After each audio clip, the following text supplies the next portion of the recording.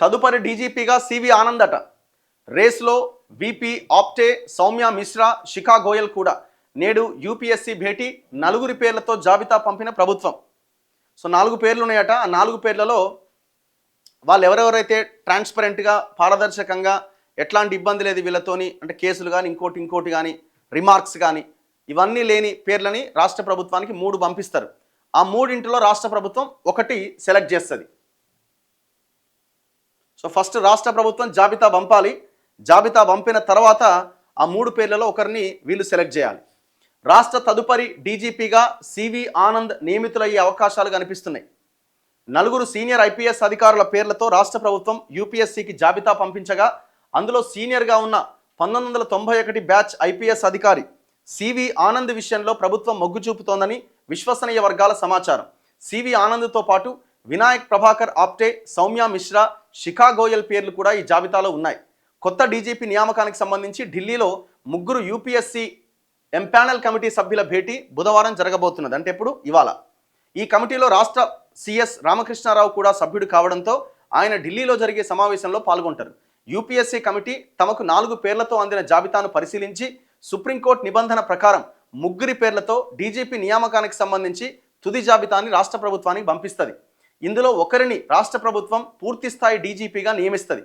ప్రస్తుత డీజీపీ శివధర్ రెడ్డి పదవీ కాలం వచ్చే నెల ఆఖరున ముగియబోతున్న నేపథ్యంలో ఆలోపుగా నూతన డీజీపీ నియామక ప్రక్రియను రాష్ట్ర ప్రభుత్వం పూర్తి చేయబోతున్నది. డీజీపీల నియామకానికి సంబంధించి ప్రకాష్ సింగ్ కేసులో ఇచ్చిన ఆదేశాలు తప్పనిసరిగా పాటించాలని, ఈ విషయంలో ఆలస్యం చేస్తే ఆయా రాష్ట్ర ప్రభుత్వాలకు యూపీఎస్సీ లేఖలు రాసి నియామక ప్రక్రియను గుర్తు చేయాలని, అప్పటికీ ఆయా ప్రభుత్వాలు స్పందించకపోతే తమ దృష్టికి తీసుకొని రావాలని ఇప్పటికే సుప్రీంకోర్టు ఆదేశించింది.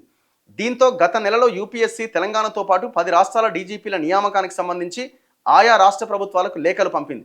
తెలంగాణకు సంబంధించి ప్రస్తుత హోంశాఖ ముఖ్య ప్రత్యేక కార్యదర్శిగా పనిచేస్తున్న సివి ఆనంద్ 1991 బ్యాచ్ 2028 జూన్ వరకు ఇంటెలిజెన్స్ బ్యూరోలో ఉన్న వీసీ ఆప్టే, ఆమె 94 బ్యాచ్ 2029 అక్టోబర్ వరకు జైళ్ల శాఖ డీజీపీగా ఉన్న సౌమ్య మిశ్రా 94 బ్యాచ్ 2027 డిసెంబర్ వరకు సైబర్ సెక్యూరిటీ బ్యూరో డైరెక్టర్గా పనిచేస్తున్న శిఖా గోయల్ 94 బ్యాచ్ 2029 మార్చి వరకు సర్వీస్లో ఉంటారు.